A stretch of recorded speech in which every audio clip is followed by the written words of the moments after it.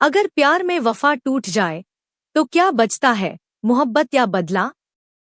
आज हम लेकर आए हैं मुंशी प्रेमचंद की एक बेहद मार्मिक और दिल को झकझोर देने वाली कहानी, गैरत की कटार। यह कहानी सिर्फ प्रेम और विश्वासघात की नहीं, बल्कि अहंकार, स्वाभिमान और इंसानी कमजोरियों की गहरी परतों को खोलती है। जहां एक तरफ टूटा हुआ दिल बदले की आग में जलता है, वहीं दूसरी तरफ एक औरत की मजबूरी और उसकी चतुराई कहानी को एक अनोखा मोड़ देती है। तो आइए डूब जाते हैं इस भावनात्मक और रोमांचक कहानी में। वीडियो को अंत तक जरूर देखें। कितनी अफसोसनाक, कितनी दर्दभरी बात है कि वही औरत जो कभी हमारे पहलू में बसती थी, उसी के पहलू में चुभने के लिए हमारा तेज खंजर बेचैन हो रहा है। जिसकी आंखें हमारे लिए अमृत के छलकते हुए प्याले थी, वही आंखें हमारे दिल में आग और तूफान पैदा करें।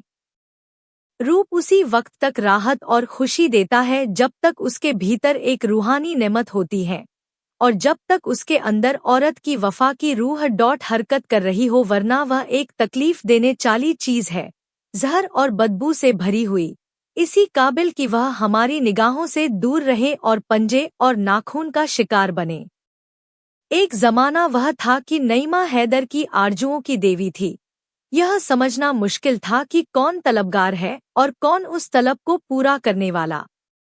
एक तरफ पूरी पूरी दिलजोई थी, दूसरी तरफ पूरी पूरी रजा। तब तकदीर ने पासा पलटा। गुलोबुलबुल में सुबह की हवा की शरारतें शुरू हुईं। शाम का वक्त था। आसमान पर लाली छाई हुई थी। नईमा उमंग और ताजुगी और शौक से उमड़ी हुई कोठे पर आई। शफ़क़ की तरह उसका चेहरा भी उस वक्त खिला हुआ था। ऐन उसी वक्त वहां का सूबेदार नासिर अपने हवा की तरह तेज घोड़े पर सवार उधर से निकला। ऊपर निगाह उठी तो हुस्न का करिश्मा नजर आया कि जैसे चांद शफ़क़ के हौज में नहाकर निकला है। तेज निगाह जिगर के पार हुई। कलेजा थाम कर रह गया। अपने महल को लौटा, अधमरा, टूटा हुआ। मुसाबों ने हकीम की तलाश की और तब राहरास्म पैदा हुई। फिर इश्क की दुश्वार मंजिलों तय हुई। वफा और हया ने बहुत बेरुखी दिखाई, मगर मोहब्बत के शिकवे और इश्क की कुफ्र तोड़ने वाली धमकियां आखिर जीतीं। अस्मत का खलाना लुट गया। उसके बाद वही हुआ जो हो सकता था। एक तरफ से बदगुमानी, दूसरी तरफ से बनावट और मक्कारी। मनमुटाव की नौबत आई। फिर एक दूसरे के दिल को चोट पहुंचाना शुरू हुआ, यहां तक कि दिलों में मैल पड़ गई। एक दूसरे के खून के प्यासे हो गए। नईमा ने नासिर की मोहब्बत की गोद में पनाह ली और आज 1 महीने की बेचैन इंतजारी के बाद हैदर अपने जज्बात के साथ नंगी तलवार पहलू में छिपाए अपने जिगर के भड़कते हुए शोलों को नईमा के खून से बुझाने के लिए आया हुआ है। आधी रात का वक्त था और अंधेरी रात थी। जिस तरह आसमान के हर मसरा में हुस्न के सितारे जगमगा रहे थे, उसी तरह नासिर का हरम भी हुस्न के दीपों से रोशन था। नासिर 1 हफ्ते से किसी मोर्चे पर गया हुआ है, इसलिए दरबान गाफिल हैं। उन्होंने हैदर को देखा, मगर उनके मुंह सोने चांदी से बंद थे। ख्वाजासराओं की निगाह पड़ी, लेकिन वह पहले ही एहसान के बोझ से दब चुके थे। खवासों और कनीजों ने भी मतलब भरी निगाहों से उसका स्वागत किया और हैदर बदला लेने के नशे में गुनहगार नईमा के सोने के कमरे में जा पहुंचा, जहां की हवा संदल और गुलाब से बसी हुई थी। कमरे में एक मोमी चिराग जल रहा था और उसी की भेदभरी रोशनी में आराम और तकल्लुफ की सजावटें नजर आती थी, जो सतीत्व जैसी अनमोल चीज के बदले में खरीदी गई थी। वहीं वैभव और ऐश्वर्य की गोद में लेटी हुई नईमा सो रही थी। हैदर ने एक बार नैया को औंख भर देखा। वही मोहिनी सूरत थी, वही आकर्षक जावण्य और वही इच्छाओं को जगाने वाली ताजगी। वही युवती जिसे एक बार देखकर भूलना असंभव था। वही नईमा थी, वही गोरी बौहे जो कभी उसके गले का हार बनती थी, वही कस्तूरी में बसे हुए बाल जो कभी कंधों पर लहराते थे, वही फूल जैसे गाल जो उसकी प्रेम भरी आंखों के सामने लाल हो जाते थे। इन्हीं गोरी गोरी कलाइयों में उसने अभी अभी खिली हुई कलियों के कंगन पहनाए थे और जिन्हें वह वफा के कंगन समझ था।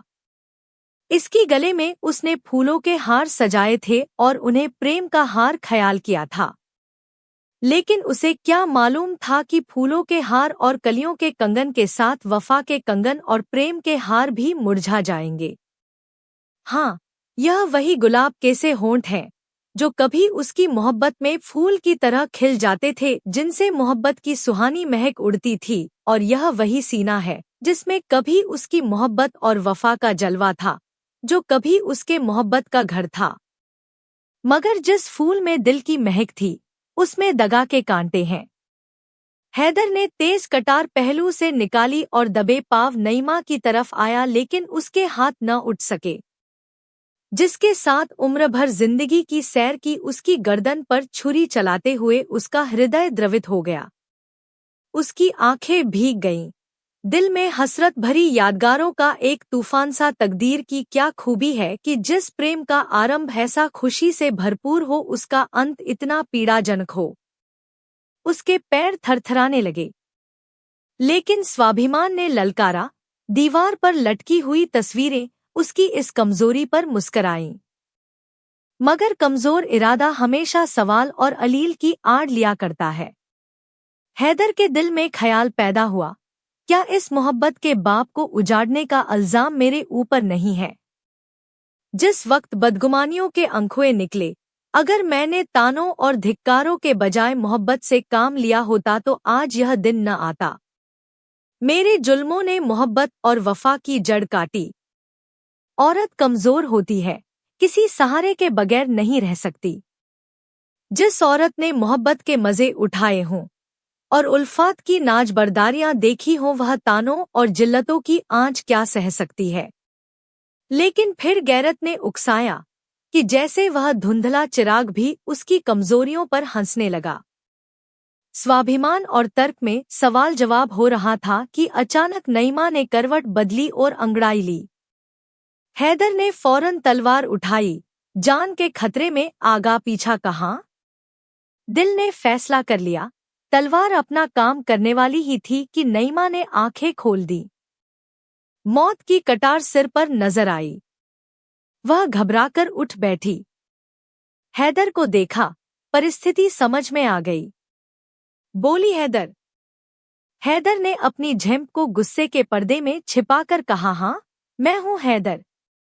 नईमा सिर झुकाकर हसरत भरे ढंग से बोली, तुम्हारे हाथों में यह चमकती हुई तलवार देखकर मेरा कलेजा थरथरा रहा है। तुम्ही ने मुझे नाज़बरदारियों का आदी बना दिया है। जरा देर के लिए इस कटार को मेरी आंखें से छिपा लो। मैं जानती हूँ कि तुम मेरे खून के प्यासे हो, लेकिन मुझे न मालूम था कि तुम इतने बेरहम और संगदिल हो। मैंने तुमसे दगा की है, तुम्हारी खतावार हूँ, लेकिन हैदर, यकीन मानो, अगर मुझे चंद आखिरी बातें कहने का मौका न मिलता तो शायद मेरी रूह को दोज़ख में भी यही आरज़ू रहती। मौत की सजा से पहले आपने घरवालों से आखिरी मुलाकात की इजाजत होती है। क्या तुम मेरे लिए इतनी रियायत के भी रवादार न थे? माना कि अब तुम मेरे लिए कोई नहीं हो, मगर किसी वक्त थे, और तुम चाहे अपने दिल में समझते हो कि मैं सब कुछ भूल गई, लेकिन मैं मोहब्बत को इतनी जल्दी भूल जाने वाली नहीं हूँ। अपने ही दिल से फैसला करो। तुम मेरी बेवफाइयां चाहे भूल जाओ, लेकिन मेरी मोहब्बत की दिल तोड़ने वाली यादगारें नहीं मिटा सकते। मेरी आखिरी बातें सुन लो और इस नापाक जिंदगी का हिस्सा पाक करो।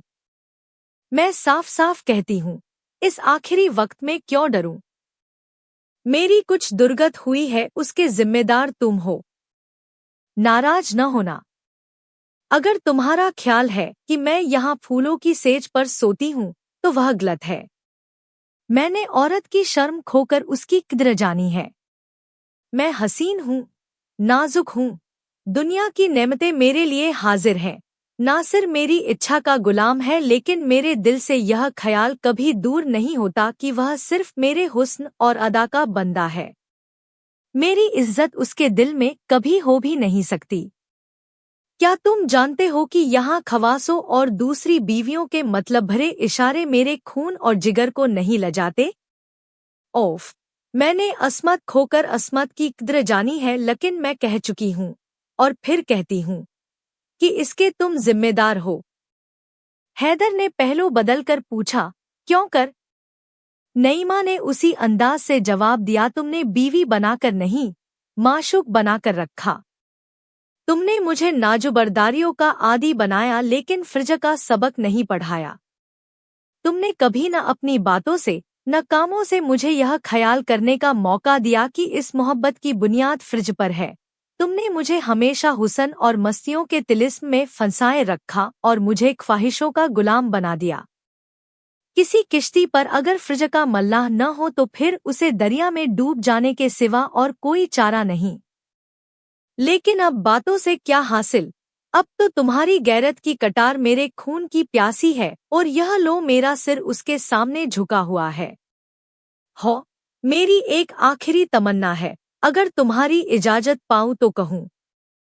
यह कहते कहते नईमा की आंखों में आंसुओं की बाढ़ आ गई और हैदर की गैरत उसके सामने ठहर न सकी। उदास स्वर में बोला, क्या कहती हो? नईमा ने कहा, अच्छा, इजाजत दी है तो इनकार न करना। मुझे एक बार फिर उन अच्छे दिनों की याद ताज़ा कर लेने दो जब मौत की कटार नहीं, मोहब्बत के तीर जिगर को छेदा करते थे। एक बार फिर मुझे अपनी मोहब्बत की बाहों में ले लो। मेरी आखिरी विनती है, एक बार फिर अपने हाथों को मेरी गर्दन का हार बना दो। भूल जाओ कि मैंने तुम्हारे साथ दगा की है, भूल जाओ कि यह जिस्म गंदा और नापाक है। मुझे मोहब्बत से गले लगा लो और यह मुझे दे दो। तुम्हारे हाथों में यह अच्छी नहीं मालूम होती। तुम्हारे हाथ मेरे ऊपर न उठेंगे। देखो कि एक कमजोर औरत किस तरह गैरत की कटार को अपने जिगर में रख लेती है। यह कहकर नईमा ने हैदर के कमजोर हाथों से वह चमकती हुई तलवार छीन ली और उसके सीने से लिपट गई। हैदर झिझका, लेकिन वह सिर्फ ऊपरी झिझक थी। अभिमान और प्रतिशोध भावना की दीवार टूट गई। दोनों आलिंगन पाश में बंध गए और दोनों की आंखें उमड़ आईं। नईमा के चेहरे पर एक सुहानी, प्राणदायिनी मुस्कुराहट दिखाई दी और मतवाली आंखों में खुशी की लाली झलकने लगी। बोली, आज कैसा मुबारक दिन है कि दिल की सब आरजुएं पूरी होती हैं, लेकिन यह कमबख्त आरजुएं कभी पूरी नहीं होती। इस सीने से लिपटकर मोहब्बत की शराब के बगैर नहीं रहा जाता। तुमने मुझे कितनी बार प्रेम के प्याले हैं, उस सुराही और उस प्याले की याद नहीं भूलती। आज एक बार फिर उल्फत की शराब के दौर चलने दो, मौत की शराब से पहले उल्फत की शराब पिला दो। एक बार फिर मेरे हाथों से प्याला ले लो, मेरी तरफ उन्हीं प्यार की निगाहों से दंख कर जो कभी आंखों से न उतरती थीं। पी जाओ। मरती हूं तो खुशी से मरूं।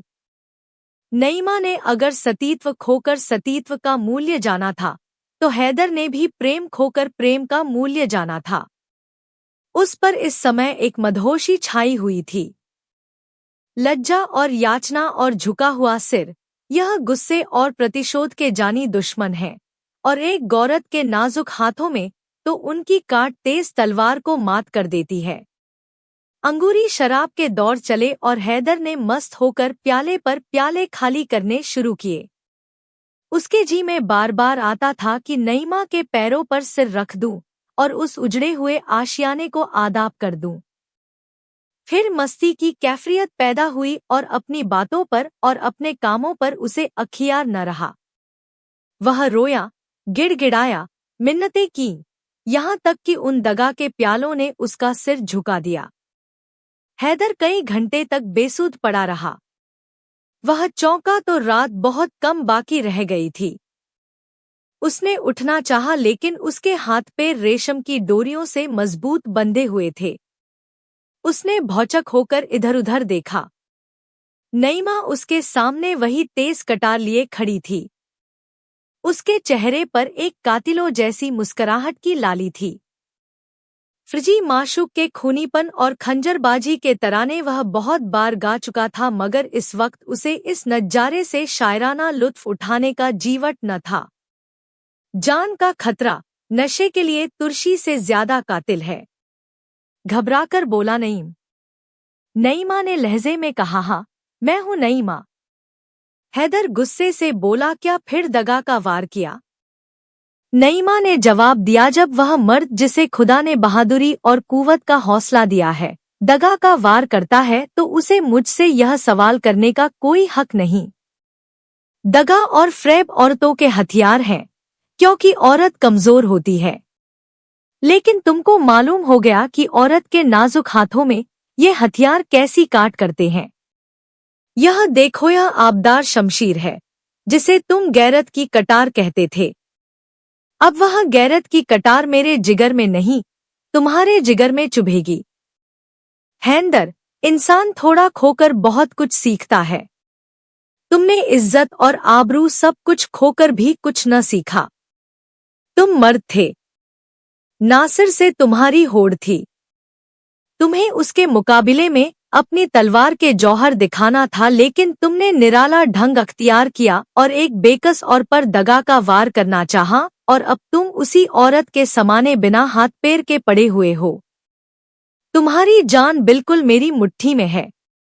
मैं एक लहमे में उसे मसल सकती हूँ, और अगर मैं ऐसा करूँ तो तुम्हें मेरा शुक्रगुजार होना चाहिए, क्योंकि एक मर्द के लिए गैरत की मौत बेगैरती की जिंदगी से अच्छी है।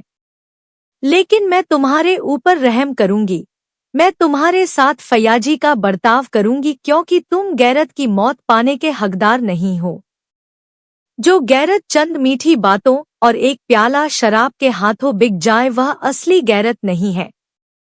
हैदर, तुम कितने बेवकूफ हो। क्या तुम इतना भी नहीं समझते कि जिस औरत ने अपनी अस्मत जैसी अनमोल चीज देकर यह ऐश और तकल्लुफ पाया, वह जिंदा रहकर इन नेमतों का सुख जूटना चाहती है।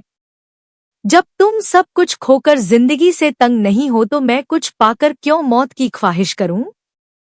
अब रात बहुत कम रह गई है, यहाँ से जान लेकर भागो, वरना मेरी सिफारिश भी तुम्हें नासिर के गुस्से की आग से रन बचा सकेगी।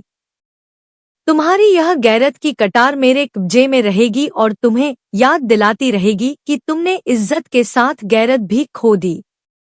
जमाना, जुलाई 1995।